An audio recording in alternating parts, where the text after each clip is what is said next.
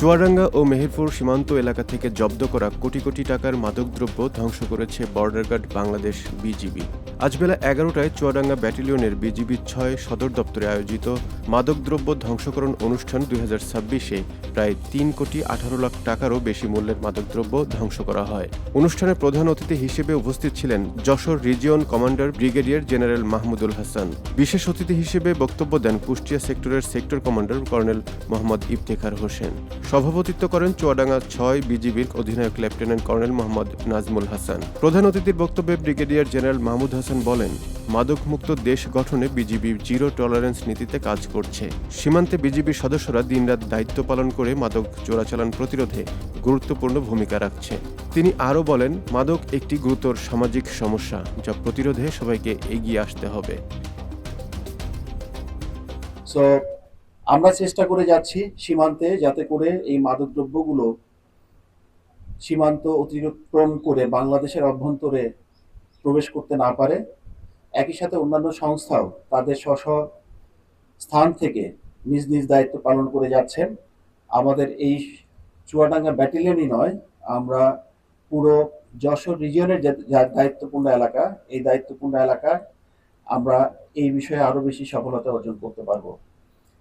পরিশেষে আমি আবারও আমাদের এই অনুষ্ঠানে আমাদের সাথে থাকার জন্য, উপস্থিত হওয়ার জন্য, অনেক কর্মব্যস্ততার মধ্যেও যারা এসছেন, বিভিন্ন সংস্থার কর্মকর্তা বৃন্দ এবং বিশেষ করে সাংবাদিক বৃন্দ, তাদেরকে আমার আন্তরিক ধন্যবাদ এবং কৃতজ্ঞতা জ্ঞাপন করে শেষ করছি।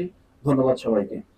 বিজিবি সূত্রে জানা যায়, ২০২৪ সালের ১ আগস্ট থেকে ২০২৫ সালের ৩১ জুলাই পর্যন্ত চুয়াডাঙ্গা ও মেহেরপুর জেলার সীমান্ত এলাকায় পরিচালিত বিভিন্ন অভিযানে ৪৯ জন আসামিসহ ৩৪,২০,৪১,৫৩৫ টাকা মূল্যের মাদক ও অন্যান্য চোরাচালান পণ্য জব্দ করা হয়।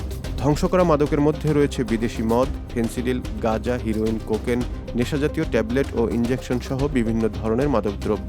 অনুষ্ঠানে উপস্থিত ছিলেন Chuadanga civil surgeon doctor Hadi Ziauddin, senior judicial magistrate Mohammad Mostafa Kamal, Chuadanga অতিরিক্ত পুলিশ সুপার জামাল আল নাসের, মেহেরপুর মাদকদ্রব্য নিয়ন্ত্রণ অধিদপ্তরের সহকারী পরিচালক রাসেল আহমেদ, চুয়াডাঙ্গা মাদকদ্রব্য নিয়ন্ত্রণ অধিদপ্তরের পরিদর্শক বদরুল হাসান, চুয়াডাঙ্গা প্রেস ক্লাবের সাধারণ সম্পাদক শাহ আলম সোনি, জেলা প্রেস ক্লাবের সভাপতি আকবর, সাধারণ সম্পাদক কামরুজ্জামান সেলিম এবং বাংলাদেশ সাংবাদিক সমিতি চুয়াডাঙ্গা জেলা কমিটির সাধারণ সম্পাদক হুসাইন মালিক, সিনিয়র সাংবাদিক বিপুল আশরাফ সহ প্রশাসনের বিভিন্ন পর্যায়ের কর্মকর্তারা উপস্থিত ছিলেন।